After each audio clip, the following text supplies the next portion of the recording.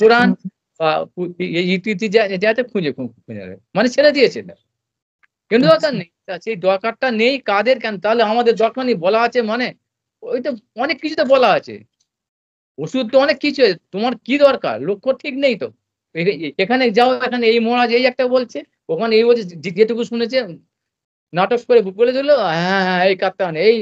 আজকাল তো একটা ট্রেড হয়ে গেছে, ফ্যাশন হয়ে গেছে, নতুন কিছু করো রে ভাই, নতুন কিছু করো, পায়ের জুতো মাথায় তুলে ধরো, একটা নতুন এসব পুরাতন হয়ে গেছে এসব।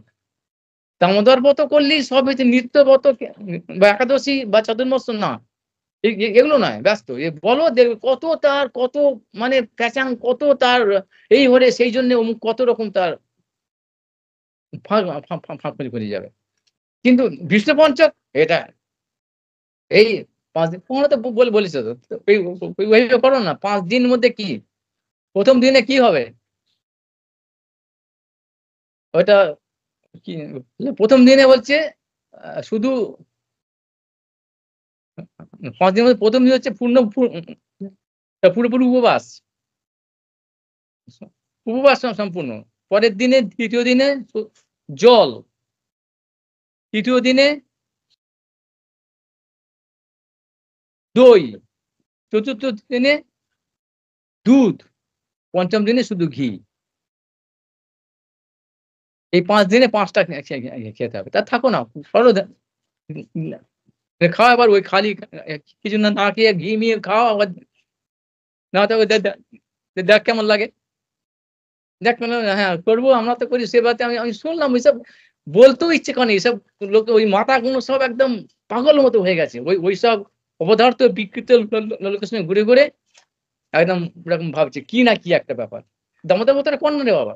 দামোদর ব্রত যার মধ্যে আছে ওটা তো ভীষ্মদেবের জন্য, তিনি সজ্জায় আছেন, চলতে পারছেন না, কিছু কিছু তার রক্ত তিনি ভগবানকে বলছেন, ইয়ে কি কৃষ্ণ আমি এতই, তখন ভগবান কি বলছেন তাকে, তোমার কি দরকার, তুমি চিরজীবন তো এই ব্রতের মধ্যে ছিলে, দেবব্রত, তুমি তো তোমার জীবনটাই তো ব্রত, তুমি আবার নতুন করে কি করবে? না না তবু তবু একটা এখন আছে, এই চাতুর্মাসে ব্রত আসছে, চাতুর্মাসে একটা, আচ্ছা আচ্ছা ঠিক আছে, চাতুর্মাসে তো হয়ে গেছে, তাহলে তুমি এই, আচ্ছা এই শেষ 5 দিন বাকি আছে, ওই জন্য এই 5টা দিন করলেই হবে।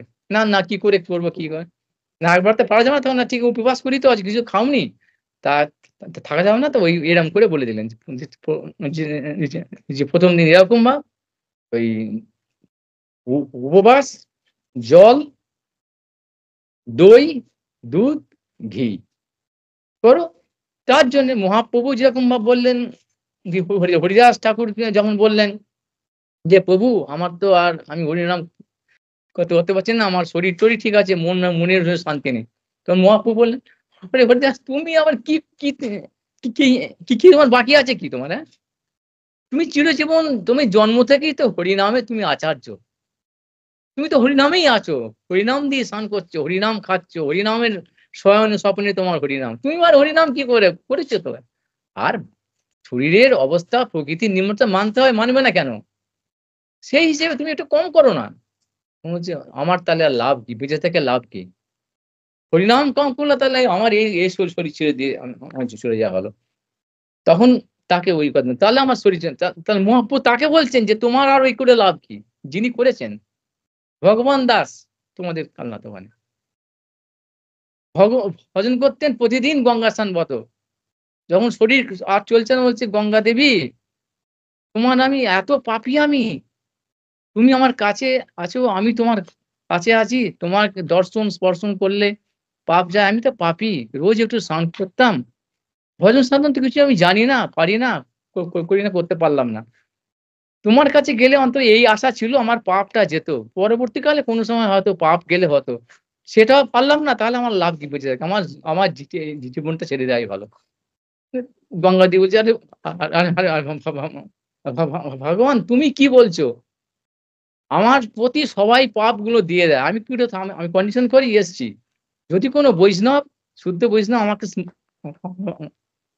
স্থানকে স্পর্শ করে তাহলে আমার সেই পাপ গুলো চলে যাবে, কি চলে যাবে না, শান্ত স্থিতা গদাবৃতা, ভক্তের হৃদয় সদা গোবিন্দ বিশ্রাম, ভক্তের হৃদয় সেই গদাধর আছেন, তার সংস্পর্শেতে গঙ্গা দেবী সমস্ত পাপগুলো চলে যাবে। তা তুমি আমার কাছে আসছো আমার মঙ্গল, আমার জন্য, তো তোমার কি পাপ? তোমার আবার পাপ কি? বৈষ্ণব তো সর্বদা সবসময় প্রতি সেকেন্ডে হরিদাস সাহেবকে বললেন, সমস্ত তীর্থে স্নান করো। তীর্থীভূত স্বয়ং স্বয়ং স্বয়ং প্রভু। তোমরা স্বয়ং তীর্থকে তোমরা পবিত্র করে, তীর্থগুলোকে তো মানুষ তো যায় নোংরা দিয়ে চলে আসে, পাপ টাপ ঢেলে যায়। তোমরা গিয়ে তীর্থকে তোমার পবিত্র করো। তীর্থকে তোমরা পরিষ্কার করো, তার পাপগুলো সরিয়ে দাও। তাহলে তোমরা তীর্থীভূত, তোমরাই তো সব তীর্থের তীর্থ। এই কথা বলে দিলেন। তাহলে কাকে বলছেন? এদের কথা উদ্ধবকে বলছেন ভগবান। যে উদ্ধব, তুমি যেরকম আমার প্রিয়, আমার আর কেউ নয়, শঙ্কর্ষ নয়, দ্বিতীয় শরীর লক্ষ্মী দেবী নয়, আমার স্বয়ং আত্মাও নয়। তাহলে কিরকম ওই ভক্ত যে কোনোদিন ভাবে না, কোনোদিন ওই হিসেব নিকেশ করে না কত পাবো কত, শুধু ওই দেয়া আমার যে কি করে দেবো, ওই ভগবানের নাম রূপ গুণ লীলা এই স্মরণ সংকীর্তন করছেন। সেই যিনি কার্তিক ব্রত করছেন, চাতুর্মাস্য ব্রত করছেন এবং তারপরে দামোদর ব্রত করছেন এরকম ভাবে, তার আবার তার সবসময় তো ওর মধ্যেই ব্যস্ত আছেন। আবার তার বিশেষ করে বিশ্বপঞ্চক করার দরকার কি? এটা বিশ্বদেবের জন্য বলেছেন।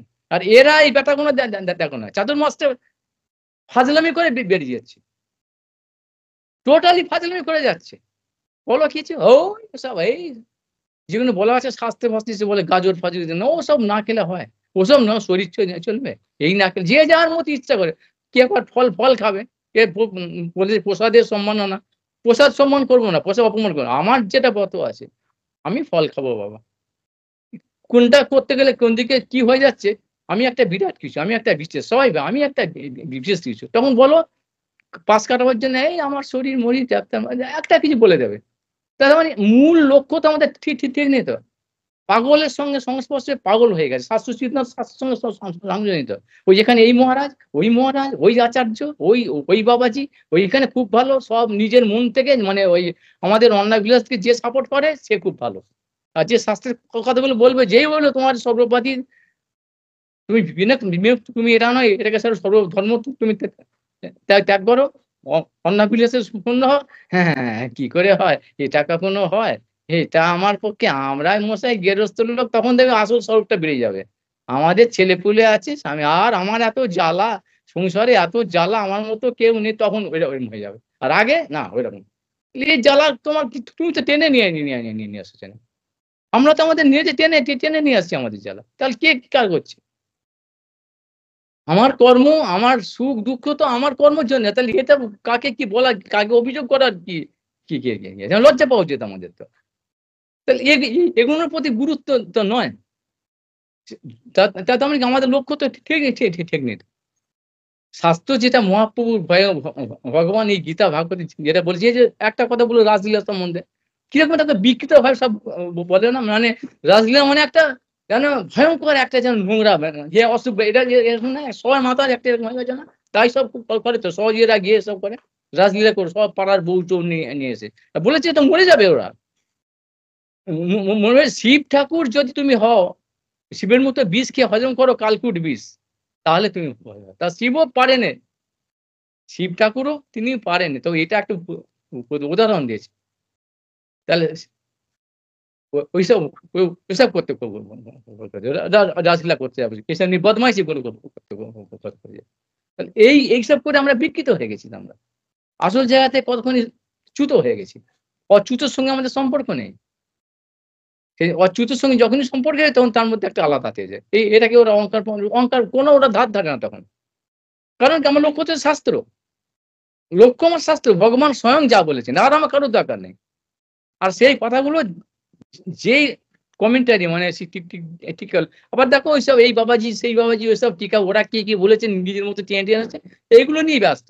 বিশ্বনাথ চক্রবর্তী ঠাকুর যারা আসল, কেন বিশ্বনাথ ঠাকুর কেন বলছেন, রূপ সনাতনকে দিয়ে তো মহাপ্রভু দিয়ে গেছেন, রূপ সনাতন যা বলে গেছেন সেটা কি, সেইটা কি একেবারে কোন রকম নিজের মনে তার প্রমাণ দিচ্ছেন।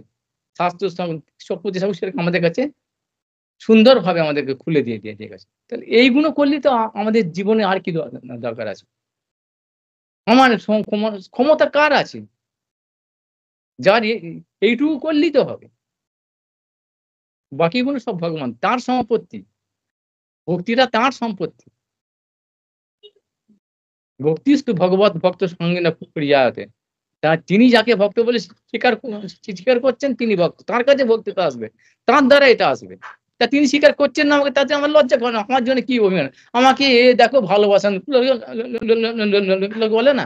দেখো ও আমাকে ভালোবাসে না, আমাকে সে লজ্জা পাওয়া উচিত তো। ও আমাকে ভালোবাসে না সেটা লোকে বলা মাত্র তো আরো তার নির্লজ্জ হলো তো। আমাকে কেউ ভালোবাসতেই হবে এরকম ব্যাস এরকম করে যাবে নাকি? গুণের আদর আর স্বার্থের দাস। গুণ থাকলে আপনি ভালোবাসবেন তো। তো সেইটাই এখানে বলছেন। ভক্তিস্তু ভগবত মানে ভক্তি থাকলে তার বস হয় ভগবান। কিরকম ভক্তি? যেমন জ্ঞান, সবার জ্ঞান, কিন্তু ভক্তি সেই শুদ্ধ ভক্তি। তার বস ভগবান আপনি হয়ে যাবে। তার আমরা সেই ভক্তি নেই, ভগবানকে বস করতে ছুটছি। ভগবান কি করে আমার বস হবে? এই পাবো সে আমি সংসারে থাকবো যেভাবে আছি, ভগবানকে চাকর বানাবো। এইটাই তো ভগবান মানে কি? গুরু বৈষ্ণব সবাইকে। আমি আঙুল নাড়বো, এইটা তোমার ঠিক হচ্ছে না, এইটা করো সেটা করো, এই কেন করছো? তোমরা সাধুর ঘাতে নাম লিখেছো, এই করছো, হ্যাঁ এই করতো, সবাইকে আঙুল তুলো। কারণ সবাই দোষ করছে, আমি যেটা করছি আমি ঠিক করছি। সবাইকে কি বলছি, কোথায় বলছি, সবার কাছে গার্জিয়ানি পাবো। কেউ আমরা শিষ্য হতে চাই না, গুরু হতে চাই। সব কিছুই জানি না, ওই এখান থেকে সে মানে চায়ের দোকানের মতো। এখানে সেখানে গিয়ে শুনে কিছু কথা রিক্সাওয়ালাগুলো যেরকম ভাব এর মুখ থেকে উন্মুখ থেকে শুনে নিয়ে সেগুলো টাকা জ্ঞান দেয়। এই জ্ঞান স্বাস্থ্যের সঙ্গে সম্পর্ক, তাহলে তারা স্থির হয়ে যাবে। স্থিত দুঃখে বেগুন মনে আসুক বিগত স্প্রিয়। তার ভিতরে আগেও ভয় ক্রোধ স্থিত এইগুলোকে ঠিক করতে হবে তো, অভ্যাস করতে হবে। মূল যেগুলো ফান্ডামেন্টাল মৌলিক বলে দিয়েছে তো। তার মধ্যে আবার এগুলো ঢোকাবার কি আছে? কার্তিক ব্রতের মধ্যে সে যে অতগুলো নাম দিয়েছে, কার্তিক ব্রত, দামোদর ব্রত, উর্জ ব্রত, এসব নাম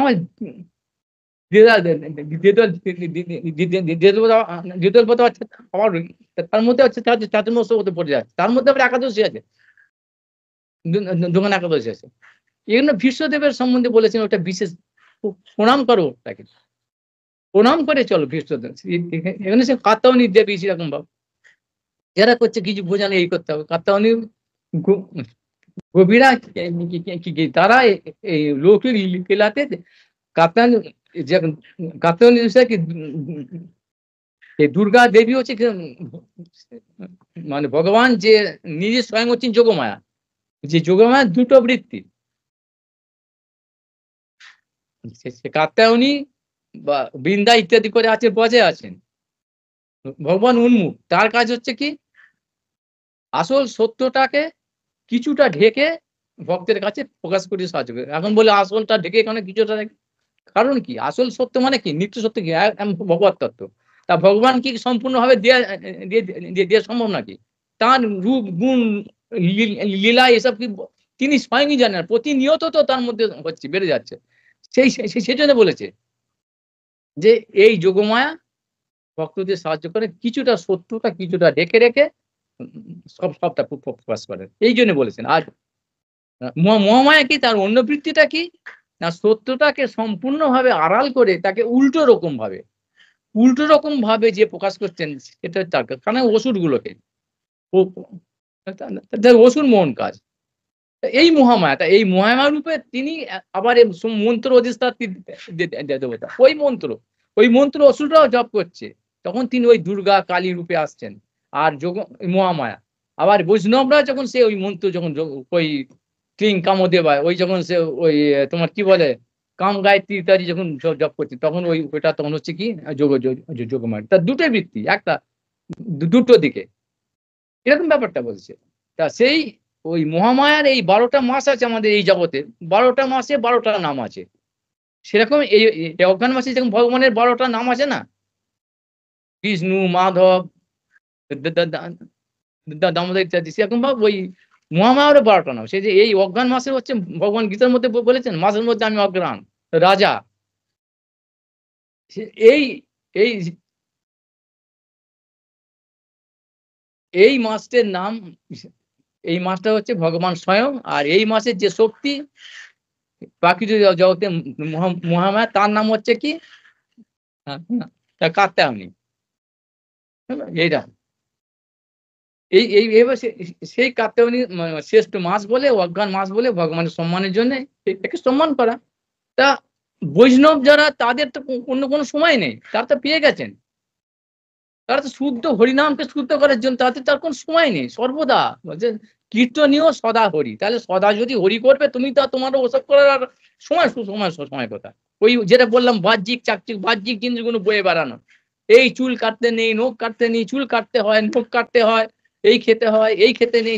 এসব করার তার সময় কোথায়? সে তো ভগবানের সঙ্গে তার এখন এইসব ব্যাপারে সে নির্লিপ্ত হয়ে গেছে। উপাধি বিমুক্ত মানে এই প্রাকৃত শরীরটাকে তার আর বোঝেনি। আত্মার সঙ্গে তার সম্পর্ক হয়ে আছে। সে তো এই সেবা করছে। তাই নির্লিপ্ত না। এ থেকে নেগলেক্ট না। ওদের প্রণাম করে সবকিছু আমি পাচ্ছি না, আমার অধম ঠিক আছে বাবা। আমি নাম ছাড়তে পারব না। এখানে নামের নিষ্ঠা। আমাদের দেখো এইসব লোকগুলো যারা আতেলগুলো করছে দেখো নাম করে এরা। আমি তো সত্যি তোমার দেখার চেষ্টা করে নাম করে এরা। নামের কোন আছে? ওই মালাটাকে দিয়ে দেখবে যখন এই ভিডিও হবে লোকের কাছে যাবে মালাটাকে গলায় দিয়ে দেবে। আর লোকের সামনে হরে কিছু কথা বলে কোনো কিছু ওই মালাটাকে হরে কৃষ্ণ হরে কৃষ্ণ লোকের সামনে। আর ঘরে বসে দেখো কি করছে মোবাইল রগড়াচ্ছে, এই করছে সেই করছে এখন মোবাইলে হচ্ছে এসব করছে। হু, হু হা করছে। কি খাবো শুধু সারাদিন শুধু এই ব্যাপার। কি, কি রান্না হবে, কি উৎসব হবে, কি খাওয়া হবে, কাকে খাওয়ানো হবে, কোথায় যাওয়া হবে, ভিক্ষা এই চিন্তা। এগুলো এগুলো কোনো কিছু মানে মনে হচ্ছে সমালোচনা কিন্তু নিন্দা কিন্তু এর বাস্তব চিত্র। এগুলো বলছি এজন্য কারোর নিন্দা করার জন্য না। এগুলো থেকে এগুলো আমাদের চোখ খুলতে হবে সঠিকভাবে সাহসের সঙ্গে। করে দেখে ওটাকে ত্যাগ করতে হবে দুঃসঙ্গ রূপে। যে আছে যেভাবে আছে দুঃসঙ্গ রূপে ত্যাগ করতে হবে। সঙ্গ ত্যাগ আর শতবৃত্তি স্ববিভক্তি পরিচিত বলেছে না? এগুলো দুঃসঙ্গ তো। যেহেতু আমার যে লক্ষ্য সাধ্যবস্তুতে সাহায্য করছেন এগুলো ওখান থেকে আমাকে টানছে। ওই আরম্ভ আরো উচ্ছৃঙ্খলতা ওসব বাহ্যিক এগুলো নিয়ে শুধু ওইসব নিয়ে আছে শুধু। তা ভক্তি তো এই যে নয় এটা নয়। ভক্তি তো হচ্ছে অন্তরের জিনিস। ভক্তি তো ভাবের জিনিস। ও ওটার আনুষঙ্গটা নিয়ে লোককে দেখার জন্য এটাই এখন হয়ে গেছে ধারণা হয় ভক্তি এটা। সেই জন্য বলছি ভক্তি হচ্ছে খুব রেয়ার মানে বিরল সুদুর্লভ নারায়ণের মত মানে সুদুর্লভ এটা। সেই ভক্ত পাওয়া। এগুলো বলতে হবে। এগুলো বলা মানে লোকের মুখে এই বলছে সেই নিন্দা করছে শুধু এই কথা। এইটাতে বাস্তব কথা মুখে মুখে দাঁড়াতে হবে। এটা শুধু বলা কাকে নিয়ে এটা আমার ক্ষেত্রে অ্যাপ্লিকেবল। আমি বলছি মানে সে ওইরকম উদাহরণ দিয়েছে আমার কথা ভাববেন এরকম না। আমি এর মধ্যে আমি আগে এর মধ্যে আমার প্রতি এটা অ্যাপ্লিকেবল। আর এরা কি বলে না ওটা আমি যাও ভগবান যা ভগবান যাও তা সেরকম রাসিলের কথা বললাম। ভগবান করেছে সেটা কি আমরা নকল করবো এরম ভাব করছে। আর যেটা মহাপুরুষ তিনি যেটা বলছেন সে অনেক কথা তিনি বলেছেন তো ভাগবতের মধ্যে সে পালন করছো না বিশ্বদেব তো অনেক কথা বলেছেন। সেই বিশ্বদেবের কথাগুলো পালন করছো জানো কিছু কোনো খবরই রাখে না।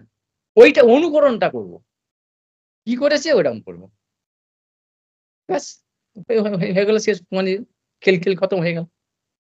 সেই মহাপুরুষের যে যথাযথ শ্রেষ্ঠ সেই শ্রেষ্ঠ তিনি তাকে অনুকরণ নয় তার অনুসরণ মানে তার বাণীটাকে। গৌরী বৈষ্ণব গুরু তত্ত্ব মানে তো তাই। তিনি আমার গুরু, রূপ সনাতন আমার গুরু। আর আমরা ঠিক একটা ব্যক্তিকে এই গুরু, সেই গুরু, আমার গুরু, সেই হ্যাঁ গুরুদেব এবারে সবাই যেন এমন দেখে শুনি আজকাল যেন সবাই যেন গুরুদেবের একবারে ঘনিষ্ঠ গলায় ছিল সবাই। অথচ তার জীবনে একবারও কথা বলেছে কিনা তা জানি না। তারা এবার ভুলে যায় তারা আমাকেও তারা এরকম বলতে আমি তো বলি তুমি কি বল তোমার এমন অভ্যাস হয়ে গেছে? তুমি কদিন গুরুর সঙ্গে করেছো? তারা আমাকেও সেই জ্ঞানটা গুরুদেব এই পছন্দ করতেন। গু গুরুদেব এই কথা বলতেন। জীবনে কোনদিন গুরুদেবের সঙ্গে যায়নি। কত আমাকে বলছে। আমি সবসময় থাকতাম তার কাছে। তার ঘনিষ্ঠ হবে। আমাকে সে কথা বলতে আসছে জানা গুরুদেব কি ভালোবাসতেন, কি বলতেন আমাকে সে শেখাতেন। মানে এমন তাদের অভ্যেসটা হয়ে গেছে। অথচ আমি তো জানি কোনদিন গুরুদেবের কাছে আসতো না। গুরু মহারাজ বা ত্রিবিক্রম মহারাজ কাছে সামনে দিয়ে আসতো না। এখন এইসব তাই এই ফাজলামি প্রোগ্রামি জিনিসটা চলে আসছে। তা এগুলো বলছি এইজন্যই এখান থেকে সাবধান হয়ে যদি আমরা নিত্য মঙ্গল চাই এখানে ঠিক আছে আজকে এ পর্যন্ত থাক। এসব করছে এসব শেষ নেই এসব